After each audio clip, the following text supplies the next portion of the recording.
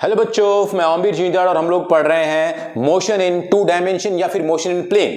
बच्चों, motion in to dimension और motion plane में हम लोगों ने इसका एक एग्जांपल पढ़ा था, प्रोजेक्टाइल मोशन। प्रोजेक्टाइल मोशन क्या होता है, उससे रिलेटेड सारी की सारी प्रॉब्लम्स, कॉन्सेप्ट, उसके सारे के सारे न्यूमेरिकल्स और हर पॉइंट को हमने डिस्कस किया था डिटेल में। आप सर्च कर सकते हैं प्रोजेक्टाइल बाय ओमवीर जिंदाल, आपको मिलेगा, पूरी डिटेल्ड स्टडी उसमें है।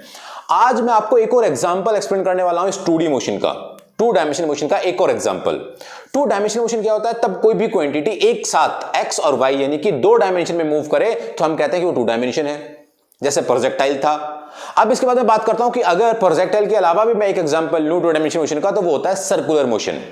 अगर कोई बॉडी सर्कल में घूमे यानी कि गोला बनाए घूमते हुए, तो हम उसको क्या कह देते हैं, हम उसको कह देते हैं कि वो सर्कुलर मोशन है। जैसे मान लीजिए ये एक एग्जांपल लेता हूं मैं, इधर से मैंने एक इस पॉइंट को फिक्स कर दिया है, इस पॉइंट को फिक्स किया और मैंने इसको ऐसे रोटेट कराया, राइट, ये ऐसे घूमा, तो ये जो घूम रहा है तो पूरे गोले में घूम रहा है, तो गोले में घूम रहा है तो इसको मैं क्या कहूंगा, ये एक सर्कुलर मोशन है, सर्कल में घूम रहा है, राइट। तो सर्कुलर मोशन क्या होता है, आइए स्टार्ट करते हैं। ये एक टू डायमेंशन मोशन एग्जांपल मैं बताऊंगा कैसा है टू डायमेंशन मोशन का एग्जांपल, ध्यान से सुनना बच्चों। सर्कुलर मोशन मतलब एक गोले में घूमना, गोला।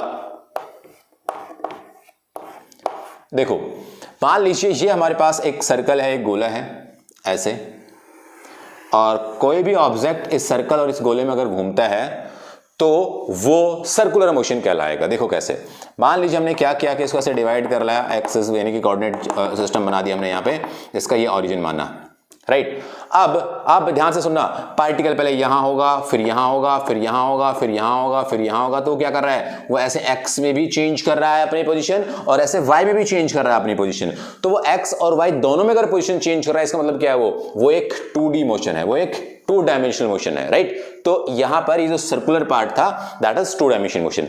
इसके बाद इसके कुछ टर्म्स होती हैं, उससे पहले मतलब सर्कुलर मोशन को हम ऐसा भी कहते हैं कि अगर मान लीजिए ये एक पॉइंट था और ये दूसरे पॉइंट पर कोई ऑब्जेक्ट है, तो इस पॉइंट और इस ऑब्जेक्ट के बीच में हर बार अगर जो पोजीशन है, जो डिस्टेंस है वो सेम रहती है, तो उसको हम लोग सर्कुलर मोशन कहते हैं। ये यहां से चले भी लेकिन डिस्टेंस इसके बीच में क्या रहे, हर बार सेम रहे, सेम रहे, सेम रहे। तो डिस्टेंस अगर इन दोनों पॉइंट्स के बीच में ऑलवेज फिक्स रहेगी और ये पॉइंट मूव करेगा, तो मैं क्या बोलूंगा कि ये एक सर्कुलर मोशन का एग्जांपल है, राइट। तो इससे रिलेटेड कुछ इंपॉर्टेंट टर्म्स हम आज डिस्कस करने वाले हैं, वो कहानी मैं आपको बताने वाला हूं कि किस किस इंपॉर्टेंट टर्म्स को यहाँ पे यूज किया जाता है और कैसे कैसे उसको हम लोग रिलेट करते हैं एक दूसरे के साथ। आपने अब तक जो चीजें पढ़ी थी वो पढ़ी थी displacement, linear displacement, linear velocity, linear acceleration, line wise बात की थी। लेकिन अब मैं आपको बताने वाला हूं angular displacement, angular velocity, angular acceleration. Angular क्यों भाई, क्योंकि देखो यहां से तब कोई भी पार्टिकल चलना स्टार्ट किया, या मैं कहता हूं कोई पार्टिकल यहां से चलना स्टार्ट करता है, पोजीशन P1 कहा मैंने इसको, तो पोजीशन P1 को मैं कैसे बनाऊंगा, मैं कहूंगा ये है पोजीशन P1, राइट। रेडियस उसका हमने रेडियस मान लीजिए उसका R माना हुआ है, कैपिटल R स्मॉल r जैसा आप माने। उसके बाद ये यहां से चलते हुए इस पोजीशन P2 पर पहुंच जाता है ऑब्जेक्ट। पोजीशन क्या होगी यहाँ पे, P2। तो मैं इसको कैसे बनाऊंगा, यहां से ये ऐसे, ये इसका P2 पॉइंट रहा, ये P1, ये P2, तब उसने ये वाली कर्व यहां से यहां तक का डिस्टेंस ट्रेवल की, तो इस डिस्टेंस को बेसिकली हम क्या कहेंगे, यहां से कर्व उसने ट्रेवल की, तो ये यहां से कितना आगे गया, तो इसको हम एंगल कहते हैं। ये यहां से कितना मूव किया, तो हमने क्या कहा, कितना एंगल मूव किया, इस पोजीशन से इस पोजीशन गया तो डिस्प्लेसमेंट। अगर वो यहां से यहां तक गया तो भी डिस्प्लेसमेंट, लेकिन इस डिस्प्लेसमेंट को मेजर करने का तरीका क्या, एंगल, कहता हूं मैं इसको थीटा, और बहुत ही छोटा है तो डी थीटा। तो यहां पर सबसे पहले आज हम पढ़ने वाले हैं एंगुलर डिस्प्लेसमेंट, यानी कि वो डिस्प्लेस तो किया लेकिन वो एंगल में डिस्प्लेस किया, यहां से यहां पर। तो angular displacement is what, theta. और थीटा हमेशा क्या होता है, तो that theta is equal to arc upon radius. अगर मैं इसको बहुत छोटा पॉइंट मान लेता हूं, इस आर्क को मैं बहुत छोटा मान लेता हूं और इसको स्ट्रेट लाइन ही समझू मैं, तो मैंने इसको एक्स बोल दिया, राइट। अगर मैं इसको बहुत डी थीटा बहुत छोटा है तो एक तरह से सीधी लाइन ही बनी, तो यहां से मैंने इसको क्या बोल दिया, x by radius of curvature is what, r. तो that angular displacement theta is equal to x by r. तब एंगल में कोई भी क्वांटिटी चेंज होती है, एंगल में कोई भी क्वांटिटी चेंज होती है तब उसको एंगुलर बोल दिया करते हैं। तो ये आपका क्या हो गया, एंगुलर डिस्प्लेसमेंट, ऑलराइट। यहां से मैं बात करता हूं एंगुलर डिस्प्लेसमेंट के बाद एंगुलर वेलोसिटी पर आते हैं, एंगुलर वेलोसिटी, राइट। अभी एंगुलर वेलोसिटी क्या होती है भाई, अगर मैं अब आपसे एंगुलर वेलोसिटी की बात करूं बच्चों, तो ये एंगुलर वेलोसिटी क्या होगी, तो यहां पर वेलोसिटी का फॉर्मूला तो वही है, बट वहां पे एंगुलर डिस्प्लेसमेंट आपका आ जाएगा। तो angular velocity is equal angular displacement upon time taken, यानी कि कितने टाइम में कितना एंगल उसने चेंज किया, वो कितना एंगुलर डिस्प्लेसमेंट करता है, तो उसको हम क्या कहेंगे, angular velocity, which is represented by omega. अभी एंगुलर डिस्प्लेसमेंट तो थीटा से रिप्रेजेंट करना था, तो omega is equal to what, omega is equal to theta by time period t. बहुत छोटे की बात करते हैं तो क्या, that is d theta by d t. समझ रहे हो तुम, ये इंस्टेंटेनियस एवरेज की बातें ये हम पढ़ चुके हैं। तो यहां पे हमने क्या किया, डी थीटा मतलब बहुत छोटे एंगल है और बहुत छोटे टाइम में उसने चेंज किया। अच्छा, इसके साथ साथ हम आते हैं आपके एंगुलर वेलोसिटी के बाद एंगुलर एक्सेलरेशन पर। अभी एंगुलर एक्सेलरेशन क्या होता है भाई, एंगुलर एक्सेलरेशन, तो एंगुलर एक्सेलरेशन होता है, वो होता है भाई साहब एक्सेलरेशन वाला ही पार्ट है, होगा वही वेलोसिटी अपॉन टाइम, लेकिन कौन सी, angular velocity upon time, angular velocity by time taken, कितना टाइम उसने लिया। तो यहां पर एंगुलर वेलोसिटी अपॉन टाइम जो बना, that is equal to what, तो एंगुलर एक्सेलरेशन को हम लोग अल्फा से रिप्रेजेंट करते हैं। जनरली एक्सेलरेशन को हम ए से लिखते हैं, बट यहां पे इसको क्या लिखा हमने, अल्फा से लिखा, राइट। तो चलिएगा एक सेकंड वेट करिएगा, इलेक्ट्रिसिटी प्रॉब्लम हुई। तो that alpha, that angular acceleration alpha is equal to what, that is angular velocity, कौन है, ओमेगा, ओमेगा बाय कितना टाइम लगा, टी। बहुत छोटे की बात करेंगे, आपको दिखाई दे रहा होगा ना नीचे का पार्ट, बहुत छोटे की बात करेंगे तो क्या कहेंगे, तो इसको हम लोग कह देंगे that is equal to d omega by d t. समझ रहे हो, तो ये किसकी बात होगी, ये आपकी बात होगी एंगुलर एक्सेलरेशन की। ऐसे ही हम लोगों ने एंगुलर एक्सेलरेशन को पढ़ा, एंगुलर डिस्प्लेसमेंट को पढ़ा, एंगुलर वेलोसिटी को पढ़ा, इन सब चीजों को हमने स्टडी किया बारी बारी से। अच्छा, इसकी यूनिट क्या होती है यार, ये वाली बात तो हमें पढ़नी चाहिए, what is unit of angular displacement. सबसे पहले तो ये एक डायमेंशनलेस क्वांटिटी है, डायमेंशनलेस क्वांटिटी। क्यों भाई, क्यों रे, क्यों इसको हम डायमेंशनलेस बोलने चले भाई, क्योंकि यहां पर क्या है, डिस्टेंस अपॉन डिस्टेंस है भाई सब। तो इसको हम मेजर करते हैं एक यूनिट में, that unit is what, that is radian, that is radian, है ना। रेडियन मतलब एंगल को हम तो डिग्री में मेजर किया करते हैं, हाँ वो भी आप कह सकते हैं। तो इससे एक रिलेशन होता है, रिलेशन में यहां पे लिख देता हूं, क्या रिलेशन होता है देखो, तो रिलेशन होता है 2 pi radian is equal to 360 degree angle is equal to 1 complete revolution, 1 complete revolution, एक पूरा चक्कर। तो ये इसके यूनिट्स हुए, कन्वर्जन्स हुए इसके, राइट। तो यहां से हम लोग ने क्या कहा कि इस यूनिट क्या होती है, रेडियन होती है। तो यहां पे फिर क्या होगा, वो रेडियन को टाइम के साथ हम लोग रिलेट करके इसको सॉल्व कर लेंगे सिंपली, राइट। तो ये जो मैंने आपको बातें बताई हैं, ये बातें बताई हैं आपको कि देखो एंगुलर डिस्प्लेसमेंट, एंगुलर वेलोसिटी, ऐसे एंगुलर एक्सेलरेशन और उन सब के फॉर्मूले, ये बच्चों याद रखना आपको, कभी आप भूल जाएं कि ये सब क्या था, ये आपको पता होगा तो फिर ही आप आगे बढ़ जाएंगे, आगे आप क्वेश्चंस, आगे आप कॉन्सेप्ट समझ पाएंगे। तो they all are angular acceleration, angular velocity and angular displacement. अब यार ये बात तो ठीक है, लेकिन ये जो एंगुलर है इनका लाइन के साथ क्या रिलेशन, लाइन मतलब लीनियर के साथ क्या रिलेशन, लीनियर अपना क्या होता था, linear displacement x, linear velocity v, linear acceleration a। तो इन सब के बीच में रिलेशंस क्या होते थे, तो अब हम पढ़ने वाले इसके बाद relation between linear and angular quantities, relation between linear and angular quantities. तो आइए मैं इसको हटा देता हूं और फिर मैं आपको ये रिलेशन इसमें पढ़ाऊंगा। चलिए, तो ये तुम्हें समझ आया होगा यार, ये गोला क्या होता है, क्या इसकी पूरी कहानी है, किस तरीके से हम लोग डील डिस्कस किया करते हैं इसे। बहुत आसान सी बातें हैं ये, ध्यान देना मेरी बात पे। अब relation between angular and linear quantities, इनके बीच में क्या क्या रिलेशन होंगे, ध्यान से सुनना। सबसे पहले हम लोग बात करते हैं, सबसे पहले हम लोग लेते हैं डिस्प्लेसमेंट का, लीनियर डिस्प्लेसमेंट और अपने simple displacement, right. Angular displacement and linear displacement, angular and linear displacement, इनका रिलेशन। यार एक सिंपल शब्दों में आपसे बात करूं तो देखो यहां पे तो साधारण सी बात है, आपने पढ़ा था, अभी फॉर्मूला पढ़ा था, क्या फॉर्मूला पढ़ा था हमने, theta is equal to x by r, और ये लीनियर डिस्प्लेसमेंट ही तो था, ये एक लाइन में चली हुई दूरी तो थी। तो यहां से रिलेशन पैदा हुआ आपका x is equal to r theta, that is relation between angular acceleration and linear acceleration. मेरे ख्याल से तो मैं यहां पर कोई दिक्कत, द्विधा, असमंजस, असुविधा, प्रॉब्लम, परेशानी नहीं हो रही होगी और आप मैं जो बातें बता रहा हूं सारी की सारी बातें बिल्कुल पॉइंट टू पॉइंट समझ पा रहे होंगे, राइट। तो ये एंगुलर डिस्प्लेसमेंट और आपके एंगुलर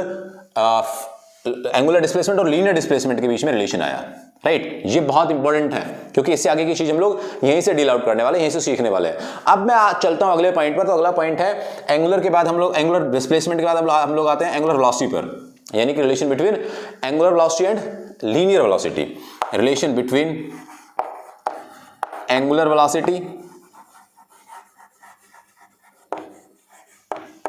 एंड लीनियर वेलोसिटी,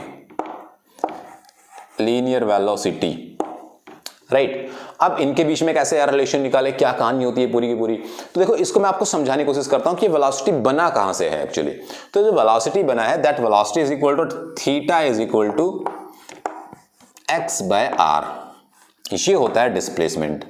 अगर मुझे अब इस डिस्प्लेसमेंट को वेलोसिटी में कन्वर्ट करना है तो मैं कैसे कन्वर्ट करूंगा भाई, मुझे इसको वेलोसिटी बनाना है थीटा को, तो मुझे यहां पर पक्के से टाइम के साथ इसको रिलेट करना पड़ेगा, टाइम से इसको यूज करना पड़ेगा, यानी कि इसको टाइम से डिवाइड करना बेसिकली पड़ेगा। तो बाय डिवाइडिंग टी,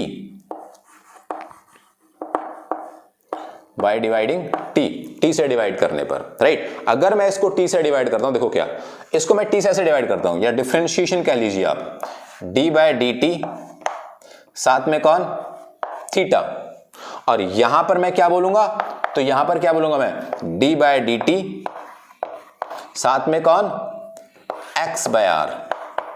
भाई तो सबके साथ करना पड़ेगा, अगर डी बाई डी टी हमने यहां पे किया तो यहां भी करना पड़ेगा, राइट। तो अगर हमने यहां भी डी बाई डी टी किया तो अब क्या रिजल्ट हुआ, देखो ध्यान से सुनना मेरी बात। अब यहां से रिजल्ट निकल के आता है बच्चों कि ये D theta by d t, तो आपको अब याद करिएगा पुरानी बात, हाँ यार ये तो ओमेगा हुआ करता था।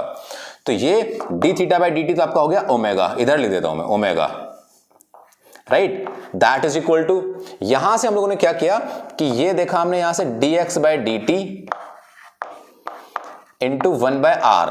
भाई आर तो क्या है, ये आर तो कांस्टेंट है ना।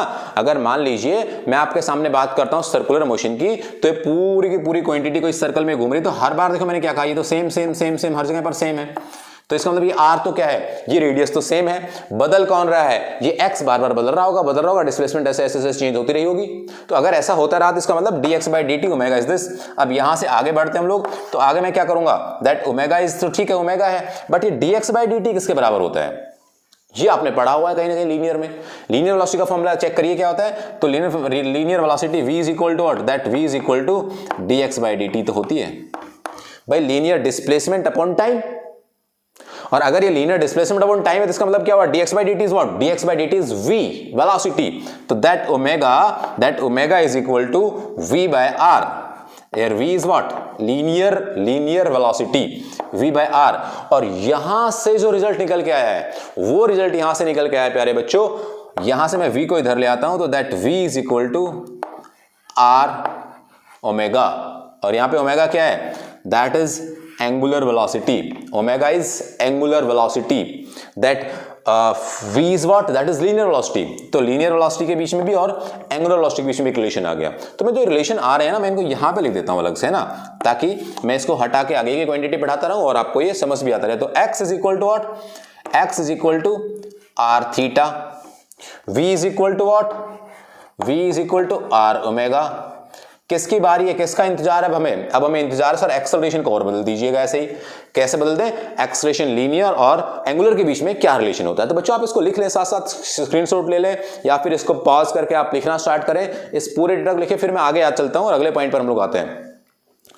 चलिए मैं इसे हटा देता हूं अभी, राइट, ठीक है। तो ये हमने angular velocity, angular acceleration, not acceleration, angular displacement, linear displacement और लीनियर वेलोसिटी के बीच में रिलेशन एस्टैब्लिश किए। अब हम चल रहे हैं सीधे के सीधे नेक्स्ट थर्ड वाले पॉइंट पे, और उस थर्ड वाले पॉइंट में लोग सीखने वाले हैं क्या, दैट थर्ड पॉइंट, इस थर्ड पॉइंट में लोग सीखेंगे relation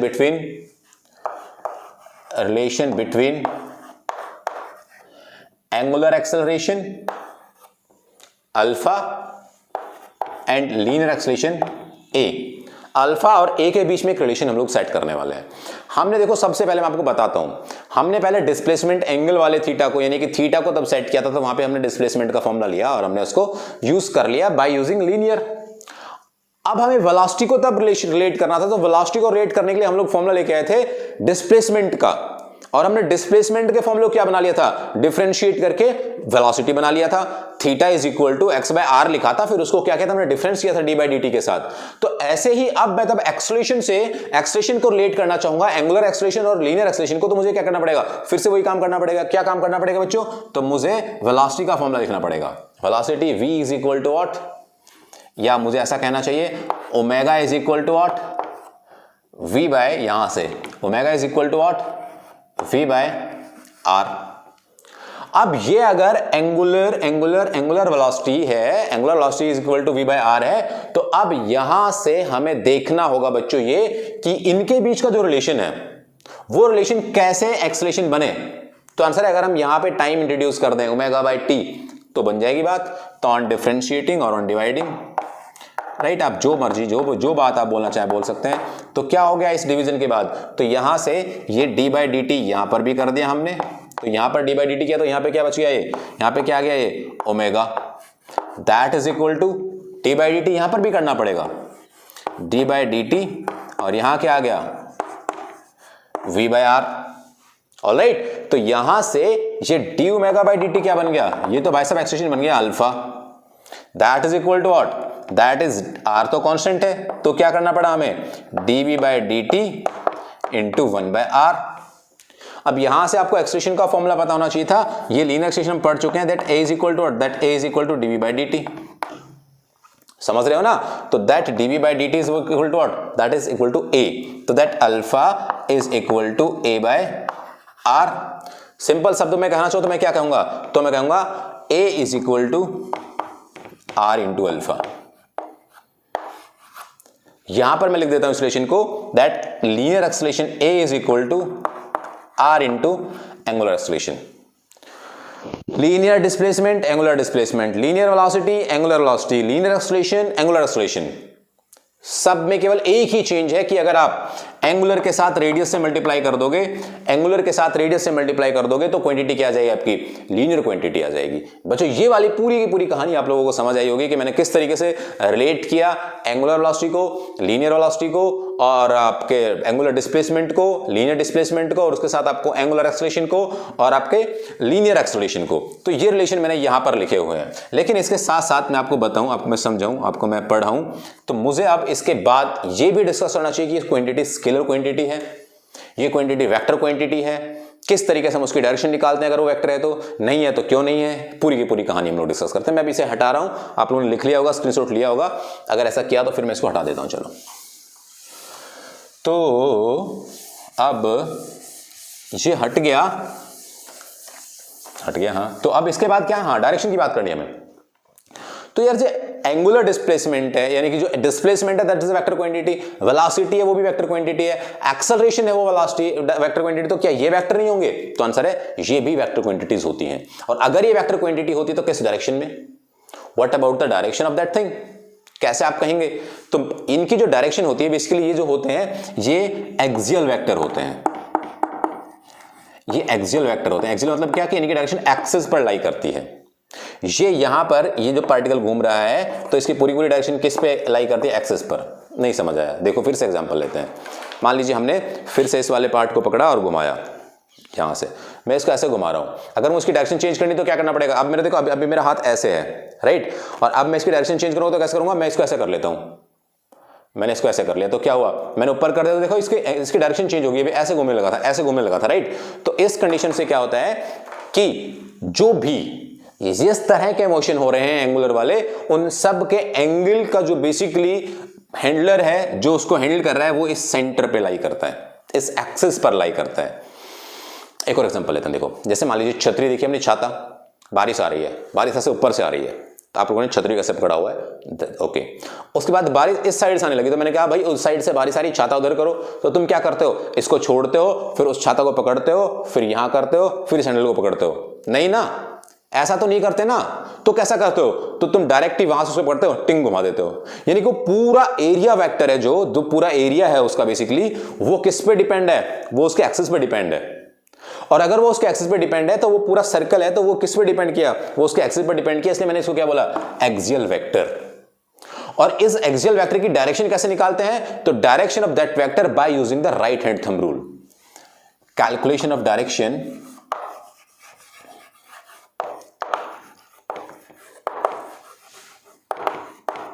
calculation of direction by using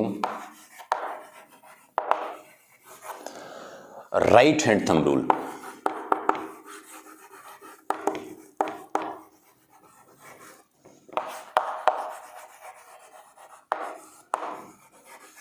कैसे भाई, कैसे निकालने राइट हैंड थंब रूल से, है ना, बड़ी दुविधा है ये तो देखो यहां से अगर मान लीजिए पार्टिकल ऐसे मूव कर रहा है, या राइट हैंड कर्ल रूल भी कहते हैं इसको हम लोग। कैसे, यहां से ये ऐसे मूव करते हो, ये कर्लिंग, यानी कि जो मेरी उंगलियां मुड़ी हुई ऐसे मुड़ी हुई है, और यहां पे जो अंगूठा है that is the direction of that. यहां से ऐसे घूम रहा है, ये तो डायरेक्शन कहां है, बाहर की तरफ, आउटवर्ड बोलूंगा मैं इसे, राइट, आउटवर्ड। इस आउटवर्ड के लिए हमने सिंबल बनाया हुआ है, that symbol is what, dot, that is the outward, यहां से बोर्ड से बाहर की तरफ। अब अगर पार्टिकल मान लीजिए ऐसे इस तरफ घूम रहा है, इसके ऑपोजिट ऐसे पार्टिकल घूम रहा है, तो मैं क्या करूंगा, अब मैं अपनी उंगलियों को ऐसे तो मोड़ सकता नहीं हूं, तो मैं क्या करूंगा, इसको अपने हाथ को ऐसे घुमाऊंगा, तो यहां से ऐसे नीचे की तरफ गया, और ये अगर ऐसे नीचे जाता है तो डायरेक्शन कहां है इसकी, इनवर्ड, अंदर की तरफ। तो ये जो इनवर्ड हुआ, इस इनवर्ड के लिए भी हमने एक सिंबल बनाया हुआ है, दैट इनवर्ड के लिए क्या बनाया, ऐसा क्रॉस। ये क्रॉस कैसे बनाए, डॉट और क्रॉस, तो ये बनाएगा ऐसे एरो से। अगर ये एरो आपकी तरफ आता हुआ नजर आता है तो आपको क्या नजर आएगी, एक पॉइंट नजर आएगा आपकी तरफ आता हुआ, तो आपने क्या बोल दिया उसको, कमिंग यू, यानी कि आउटवर्ड्स, इसे बाहर की तरफ डायरेक्शन क्या, डॉट। और तब इसके अंदर जा रहा होगा तो ये एरो कहां से रहा होगा, डायरेक्शन लेके अंदर की तरफ, तो पीछे से क्या दिखा आपको, ये वाली लाइन दिखेंगे, तो ये क्या दिखेंगे, क्रॉस। ट्रेन गई तो पीछे क्रॉस होगा था, चिंग, बड़ा सा, देखा होगा तुमने कभी, तो ये क्रॉस यहां से आया, तो ये इनवर्ड अंदर की तरफ, तो ये डायरेक्शन की बात हुई, राइट। तो यहां पर क्या होता है कि ये डायरेक्शन अगर हमें निकालनी होती है तो एक्सिस में अगर आउटवर्ड इनवर्ड है तो क्या होती है वो, एंटी क्लॉकवाइज और क्लॉकवाइज। तो अगर ये आउटवर्ड है तो कैसा घूमता है ये, एंटी क्लॉकवाइज, एंटी क्लॉकवाइज। और अगर इनवर्ड है तो कैसे घूमता है वो, क्लॉकवाइज, राइट। तो आपको ये पूरी पूरी कहानी अब आपको समझ आई होगी कि हाँ ये बताना क्या चाहता है, यहाँ पे एक्सप्लेन क्या करना चाहता है। तो इसकी डायरेक्शन हम कैसे निकालते हैं, राइट हैंड थंब रूल से, और जो हमेशा एक्सियल वेक्टर होती है तो उसके एक्सिस पर होती है, तो एक्सिस पे बाहर तरफ हो गया, फिर अंदर की तरफ होगी। तो मैंने आपको वेक्टर यानी कि सर्कल से रिलेटेड पूरी की पूरी कहानियां बताई है, पूरी इंपॉर्टेंट टर्म्स बताई है, क्या क्या होती है, कैसे कैसे होती है, कैसे लीनियर और एंगुलर रिलेशन होता है, वो रिलेशन कैसे कैलकुलेट करते हैं। एक सिंपल सी बात मैंने बताई थी, किस तरीके से हम आर मल्टीप्लाई करके एंगुलर के साथ लीनियर बना लिया करते हैं, ये सारी बात हमने डिस्कस की। बच्चों मैंने प्रोजेक्टाइल, इससे आगे भी जो इसके पीछे जो लेक्चर्स हैं वो सारे भी lectures, physical world, unit dimensions, kinematics, सारी चीजें, वेक्टर, सारी चीजें एक्सप्लेन की हुई हैं। आप कोई भी क्वांटिटी, कोई भी बेसिकली आप टॉपिक सर्च करना चाहें, आप टॉपिक के साथ मेरा नाम लिखें, आपको वो टॉपिक मिल जाएगा। प्लीज आप देखिएगा, मैंने हर एक पॉइंट को बड़े सिंपल वे में समझाने की कोशिश की है। तो ये हम सीख रहे थे कुछ नए नए कॉन्सेप्ट, नेक्स्ट वीडियोस में कुछ और नए कॉन्सेप्ट सीखेंगे। तब तक के लिए आप लोग खुश रहिएगा, नेक्स्ट वीडियो में फिर होगी मुलाकात। Thank you very much.